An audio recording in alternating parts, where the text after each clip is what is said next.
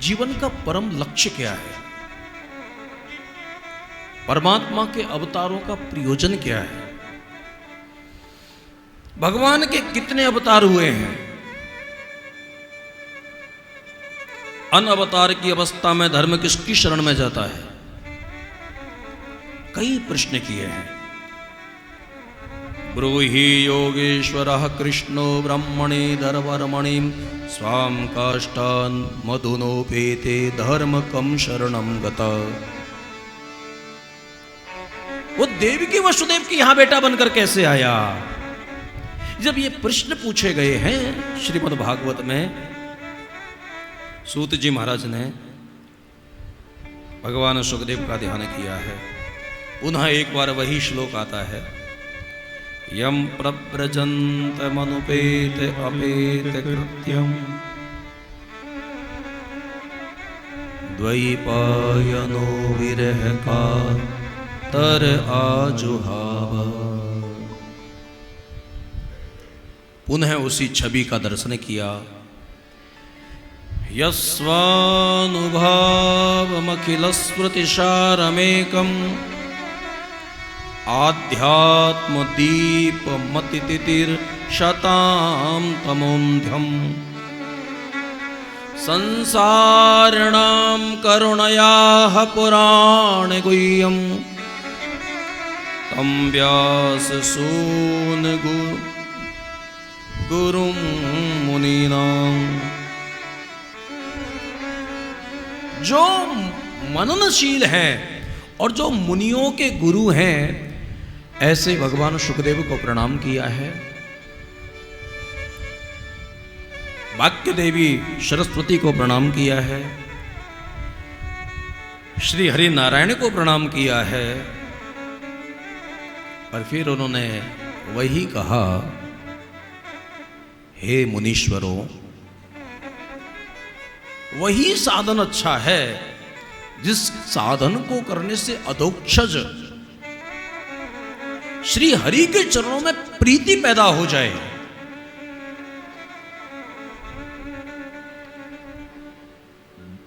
धर्म का जो हेतु है वो अर्थ नहीं है, अर्थ का हेतु धर्म होना चाहिए। ये जो शरीर मिला है वो इंद्रियों की तृप्ति के लिए नहीं, तत्व की जिज्ञासा के लिए है। ये बड़ा प्यारा एक शस्त्र है ऋषियों का, तो उसका संवाद भी आप समझ सकते हैं कि किस स्तर का होगा। जीवन का जो हेतु है, जो उद्देश्य है, ये कोई इंद्रियों की पूर्ति नहीं, तत्व की जिज्ञासा होनी चाहिए। और तीन चीजों को आदिगुरु शंकराचार्य ने बहुत कठिन बताया है। एक तो मानव का शरीर मिलना, एक किसी महापुरुष का आश्रय मिलना, और एक मोक्ष की इच्छा होना। जीवन ऐसे ही निकल जाता है भैया, तत्व की जिज्ञासा कहाँ हो पाती है। संसार की कामनाएं ही पूरी नहीं होती हैं, उसी में बहुत सारा समय निकल जाता है। और फिर उन्होंने अपने गुरुदेव को प्रणाम करके बड़ी सुंदर सुंदर जो उनको रोचक कथाएं सुनाई। परमात्मा का अवतार का प्रयोजन इसीलिए परमात्मा का प्राकट्य होता है, ऐसे तो कोई नहीं कह सकता है।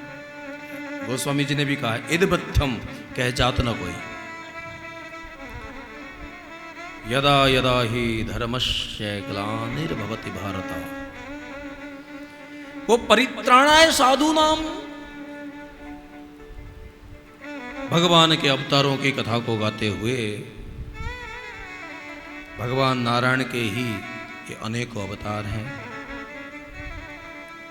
वही ब्रह्मा जी के मानस पुत्रों के रूप में शनक, सनंदन, सनातन और सनत कुमार बन के आते हैं। निरंतर भगवत स्मरण करते रहते हैं। ये चारों कुमार बहुत आयुवान होने के बावजूद भी बालक जैसे दिखाई पड़ते हैं। इसलिए याद रखना, भक्ति करने वाले को भक्ति में आप बालक बनो, कर्म में जवान बनो, लेकिन ज्ञान में वृद्ध बनो। भक्ति ध्रुव जैसी होनी चाहिए, प्रहलाद जैसी होनी चाहिए। ज्ञान वैराग्य सुखदेव जैसा होना चाहिए, कर्म जनक जैसा होना चाहिए, और ज्ञान शंकराचार्य भगवान जैसा होना चाहिए।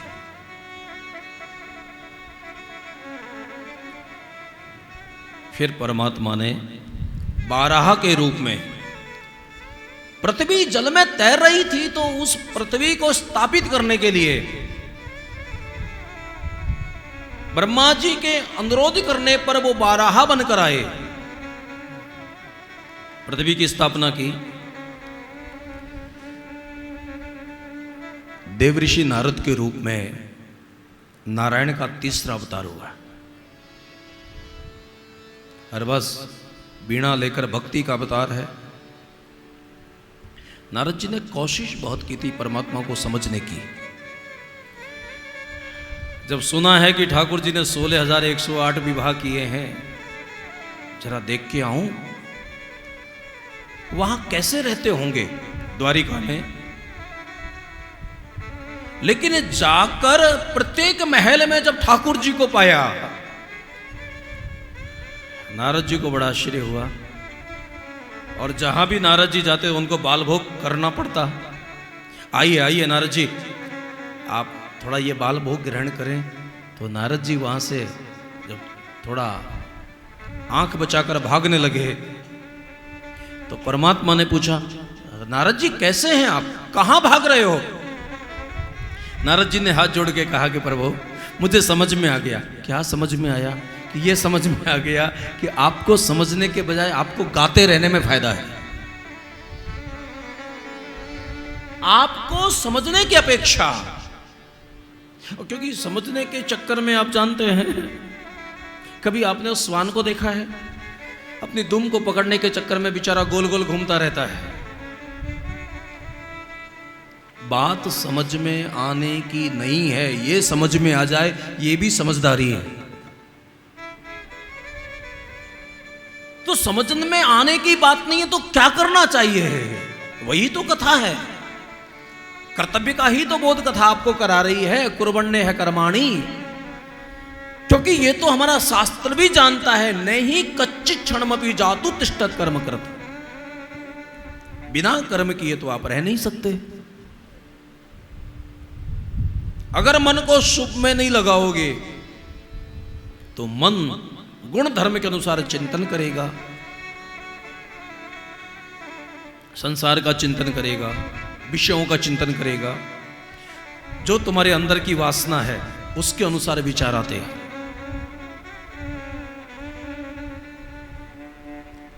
और फिर उसके बाद देवऋषि नारद का ये बहुत प्यारा अवतार, भगवान नर नारायण के रूप में, धर्म की जो मूर्ति नाम की पत्नी है उससे नर नारायण बनकर आते हैं, और फिर विश्व के मंगल के लिए बद्रिकाश्रम में साधना करते हैं। ये परमात्मा का अवतार है। शांक शास्त्र का उपदेश देने के लिए भगवान वामन बनकर, कपिल बनकर आते हैं, और बड़ा सुंदर ढंग से शांक शास्त्र का प्रतिपादन करते हैं। अत्रि की पत्नी अनुसुईया के यहां वो दत्तात्रेय बनकर आते हैं। भगवान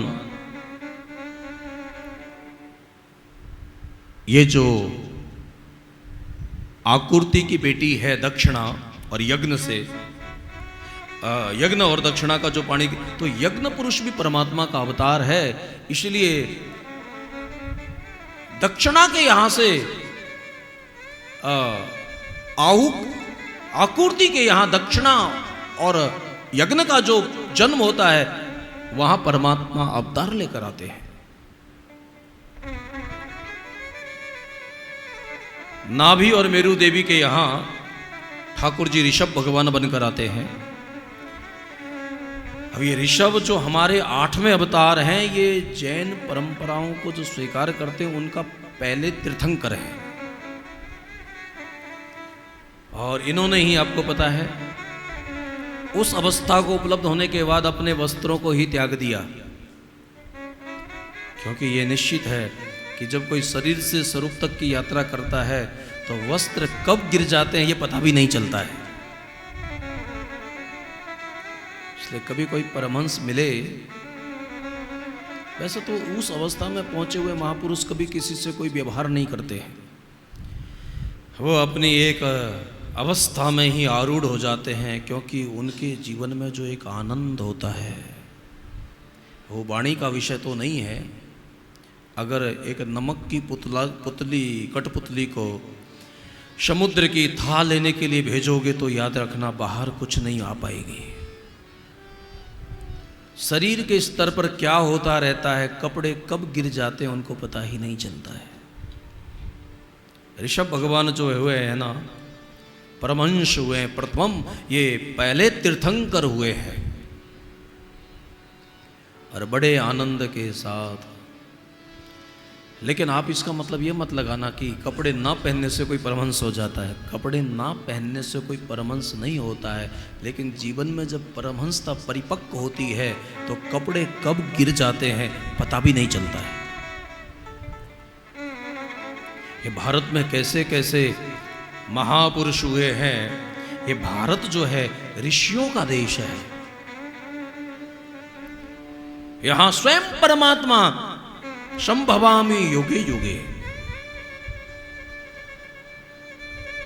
कोई ज्ञानी को मिलो, बाबा आप कपड़े नहीं पहनते हो, फिर वो कहते हैं अब बेटा कपड़े पर कपड़ा चढ़ाने से क्या होगा, आप तो जूते भी नहीं पहनते हो, आप आपका जन्म कब हुआ। उन्होंने कहा बेटा मैं तो अजन्मा हूं, रहा शरीर का जन्म, अब शरीर का जन्म तो होता रहता है और ये तो प्राकृतिक कर्म है। ऐसा कभी कोई पकड़ मिले तो आप कभी, वैसे तो बहुत ऐसे महापुरुष, और इस परंपरा ने अंजनेश्वर धाम में ऐसे परमहंसों को दिया है, ये पूर्ण ही होते हैं। और वहां पहुंचने के बाद उसमें और भगवान में कोई भेद नहीं होता है। उसमें और भगवान में जो भेद करता है वो बहुत अज्ञानी है। फिर भगवान कच्छप बनकर आते हैं, भगवान मोहनी बनकर आते हैं, ठाकुर जी धन्वंतरी बनकर आते हैं। और फिर जब हिरण्याकश्यप पूछता है कि कहां है तेरा परमात्मा, किसने देखा है परमात्मा को, नहीं मानता मैं परमात्मा को, कहां है वो। और प्रहलाद हाथ जोड़ के कहता है कि पिताजी आप पूछते हो कि वो कहां है, और मैं ये कहता हूं कि वो कहां नहीं है। कहां नहीं है वो, तो फिर मुझे क्यों नहीं दिखाई देता। उन्होंने कहा कि देखने के लिए आंखों में वासना नहीं, उपासना चाहिए। बहुत प्यारा सूत्र है। आज भी जिसकी आंखों में उपासना है ना, उसको सब जगह परमात्मा का दर्शन होता है। भैया परमात्मा को देखने के लिए जो आंखें चाहिए, वो आंखें भी भगवान की कृपा से ही मिलती है। परमात्मा को पहचानने की आंखें भी, वरना तो बड़े बड़े लोग जिनको हम ज्ञानी नाम अग्रगण्यम कहते हैं, ऐसे हनुमान जी महाराज राम जी के सामने खड़े हैं और राम जी को स्वयं पूछ रहे हैं, को तुम श्यामल गौर शरीरा, कौन है तुम, कठिन भूम कोमल पदगामी। और राम जी अपना परिचय भी देते हैं, कौशलेश दशरथ के जाए। लेकिन वहाँ गोस्वामी जी की जो रचना है ना, वो कहती है प्रभु पहचान पर्यो कही चरना। परमात्मा को जब पहचान लिया जाता है तो फिर वो जो सुख होता है ना, वो वाणी का विषय नहीं, वो लेखनी का विषय नहीं। सो सुख उमा जाय नहीं वर्णा। भगवान ने गीता को गाया। बाकी मुझे बहुत अच्छा ये लगा गीता में, वैसे तो पूरी गीता सर्वोपनिषदों सा गावो है, वेदों का सार है उपनिषद, और उस उपनिषद का सार है गीता। इसलिए याद रखना, जब कोई पंडित होता है ना तो कहीं भी जाता है तो ग्रंथ बांध के जाता है, लेकिन जैसे जैसे उसकी अवस्थाएं पकने लगती है और उसके आंतरवृत्तियों में संन्यास आने लगता है, बाहर हमको इसलिए संन्यास लेना पड़ता है कि अंदर संन्यास घटित हो जाए, और जब अंदर संन्यास हो जाता है ना तो खैर बहुत से बहुत, पहली बात तो कुछ बचता ही नहीं है। अगर बचेगा तो एक गीता बचेगी बस, बाकी सारे शास्त्र छूट जाएंगे, सारी परंपराएं। कर्मकांड के प्रति आदर बचता है लेकिन उसमें आसक्ति नहीं बचेगी। आदर तो बचेगा लेकिन आसक्ति नहीं बचेगी कर्मकांड में। वो ऊंचाई इतनी है कि वहां पर बहुत कुछ ढोके जाया नहीं जा सकता है। फिर पन्नों की विद्या नहीं बचती है। जो स्मृति में ज्ञान है ना, वो जो अनुभूति है ना, वो तुम्हारा ज्ञान तुम्हारी अनुभूति बन जाएगी। तो भगवान ने गीता में इतना गाने के बाद में योगेश्वर ने कह दिया, अर्जुन तमेव शरणम गच्छ सर्वभावेन भारत। लेकिन शायद वो नहीं समझ पा रहे थे, तब कह दिया सर्वधर्मान परित्यज्य मामेकं शरणं व्रज। और फिर अंत में कह दिया यथेच्छसि तथा कुरु, जो तुमको अच्छा लगे वो आप करो। और ये बहुत प्यारा संदेश है। अर्जुन ने कह दिया नष्टो मोह स्मृति लब्धा, मेरा मोह नष्ट हो गया है, मुझे स्मृति की प्राप्ति हो गई है। नष्टो मोहा स्मृति लब्धा तत्प्रसादान्मयच्युतः स्थितोऽस्मि गत संदेह। आहा, मेरा संदेह निवृत्त हो गया है, मुझे एक अवस्था मिल गई है। करिष्ये वचनम तव। और मेरे भाई बहन, ये जो लब्धा स्मृति है ना, परमात्मा अप्राप्त नहीं है, परमात्मा विस्मृत है। इसलिए परमात्मा की स्मृति को भगवत प्राप्ति कहा गया है। भगवत प्राप्ति का मतलब है भगवत स्मृति। नष्टो मोहा स्मृति लब्धा त्वत्प्रसादान्मयच्युतः स्थितोऽस्मि गत संदेह। सारे संदेह, जब तक संशय है तब तक समाधान कहाँ है, तब तक समाधि कैसे समझ पाएंगे हम। और जहां संशय निवृत्त हो जाता है, गयहु मोह संदेह सुनहु सकल रघुपति चरित्र। संवाद इसलिए सुना जाता है कि हमारा संशय निवृत्त होना चाहिए। संशय साधक के लिए बहुत घातक अवस्था होती है, और बड़े बड़े अच्छे साधकों को संशय ग्रस्ता है। संशय सर्प ग्रसहु उर्गादा। तो संशय मिटेगा कैसे महाराज? हम क्या करें, साधारण कलिकाल में जन्मे हुए जीव हैं। तो हमारे शास्त्रों ने कहा है तब ही हो ये सब संशय भंगा। तब ही हो ये सब संशय भंगा। जब बहुकाल करिए सत्संगा। जब कछु काल करिए सत्संगा। लेकिन आजकल हमारी हालत ऐसी है कि सत्संग की कुछ अच्छी बातें सुनाने लगते हैं ना, तो लोगों को झोंका आने लगते हैं। जब ज्यादा शास्त्र की बातें होने लगती है ना, पता नहीं क्या श्लोक पढ़े जा रहे, कुछ समझ में नहीं आ रहा है। और जब थोड़ा नाचने का, हाँ आज कथा बढ़िया हुई थी, आनंद बहुत आया।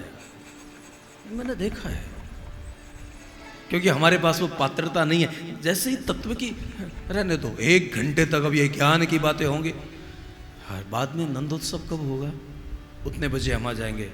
तो फिर वो आजकल के लोगों को पता नहीं, धर्म की बातें रुचती तो हैं लेकिन पचती नहीं है। क्योंकि सार जो होता है ना, वो थोड़ा महत्वपूर्ण। अब दूध है, उसका भी सार होता है मक्खन, और उसका भी सार है घी।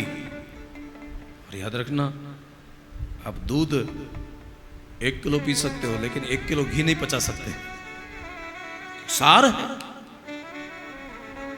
इसलिए मैंने देखा अक्सर जब ज्यादा शास्त्रों के ढंग से शास्त्रों की चर्चा होती है ना, तो झपकियां बहुत आती है। अब उसका कारण यह भी हो सकता है कि जब शास्त्रों के गहरे संवादों को स्पर्श किया जाता है तो थोड़ी चित्त को शांति मिलती है, इसलिए यह समाधि की पूर्व भूमिका है। वैसे एक महात्मा जी तो कहा करते थे कि अगर कोई व्यक्ति रो रो के कथा सुने तो समझ लेना उसके ऊपर राधा रानी की कृपा है। कोई हंस हंस के कथा सुने तो समझ लेना उसके ऊपर बिहारी जी की कृपा है। और अगर कोई व्यक्ति सो सो के कथा सुने तो समझ लेना उसके ऊपर भोजन की कृपा है। भोजन अच्छा हो जाता है तो उसकी थोड़ी कृपा होती है। कृपा तो सब जगह से बरसती है। मेरा आपकी कृपा से सब काम हो रहा है। लेकिन ये बातें बहुत समझने लायक है। नष्टो मोह स्मृति लब्धा, तो वो कहता है कि कहां है, और वो प्रहलाद कहता है कि वो कहां नहीं है। नास्तिक यही पूछता है कि कहां परमात्मा है, और आस्तिक यही कहता है कि वो सब जगह है, लेकिन उसको देखने के लिए आंखों में वासना नहीं उपासना होनी चाहिए। भगवान नरसिंह अवतार लेते हैं, फिर भगवान 15वें अवतार में बामन बन के आते हैं, क्योंकि मांगना है ना, तो बड़ा बनकर कोई मांग नहीं सकता है। मांगने वाले को बामन ही बनना पड़ता है, छोटा ही बनना पड़ता है। तो भगवान को भी लगा कि मांगना है तो बामन ही बन के चलो। इस बार ठाकुर जी बामन बनकर आए। फिर भगवान परशुराम बनकर आए। जब कोई राज सत्ता, राजा लोग आताताई हो जाते हैं तो उनको दंडित करने के लिए तो भार्गव परशुराम बनकर आते हैं। फिर लगा है कि वेद इतनी क्लिष्ट भाषा है, अब कलिकाल आएगा आगे, लोगों की बुद्धि देह गेह में आसक्त हो जाएगी, कहाँ वेदों के रहस्यों को समझ पाएंगे। इसलिए थोड़ा वेदों का सरल, थोड़ा इनको सरल बनाना चाहिए। एक वेद के 4 वेद बनाए, फिर उनके पुराण बनाए, उप पुराण बनाए। ऐसे करके भगवान वेदव्यास का प्राकट्य हुआ। लोगों को लगा कि धर्म की बातें करना बहुत अच्छा आसान है, लेकिन इसके हिसाब से कोई जीवन को जी नहीं पाएगा। इसलिए भगवान मर्यादा पुरुषोत्तम राम का अवतार लेकर आए और समाज को बताया कि धर्म के अनुसार कैसा आचरण होता है।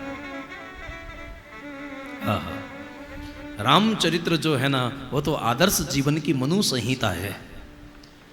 हम उनसे बहुत प्रेरणा ले सकते हैं और बहुत, इसलिए राम कथा जो है ना मेरे भाई बहन, राम जो है ना पूरा राष्ट्र उसमें है ना, ये राष्ट्र पुरुष है।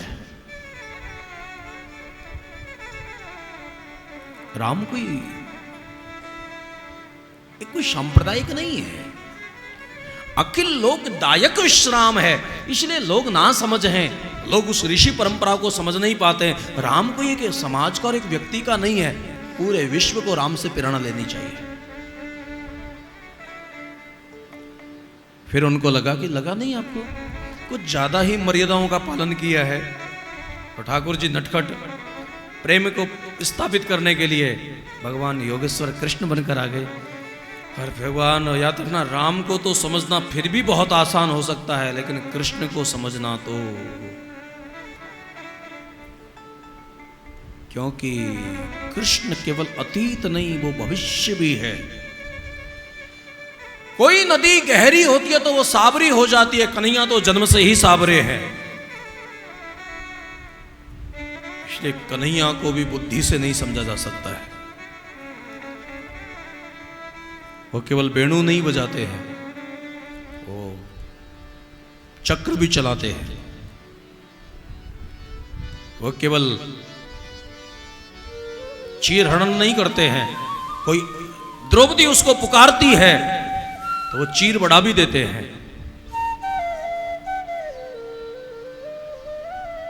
सद भी वही है, असद भी वही है, जन्म भी वही है, मृत्यु भी वही है। ये सब आपको गीता में पढ़ने को मिलेगा, सद सच्चा हम अर्जुनम, और भागवत जी के 11 स्कंद में पढ़ने को मिलेगा। अगर ज्ञान की जिज्ञासा है तो आप इन पुराणों का स्वाध्याय करो। भगवान का जो विभूति योग है, अर्जुन तू बहुत ज्यादा क्या समझना चाहता है? मेघा से निस्थितो जगत, इस पूरे जगत को मैंने एक अंश में धारण कर रखा है।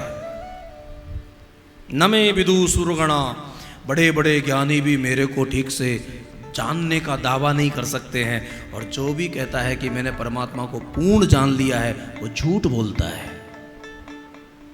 उसने या तो मौके का फायदा उठाया है, उसमें जिया जा सकता है, उसके लिए घोषणा नहीं की जा सकती है। और फिर उसके बाद भगवान का हरि अवतार है, हंस अवतार है, बुद्ध अवतार है। कलयुग बहुत ज्यादा बढ़ जाता है तो ठाकुर जी विष्णु यश ब्राह्मण के यहाँ कल्कि अवतार बनकर आते हैं और दुष्टों को फिर से दंडित करके धर्म की स्थापना करते हैं।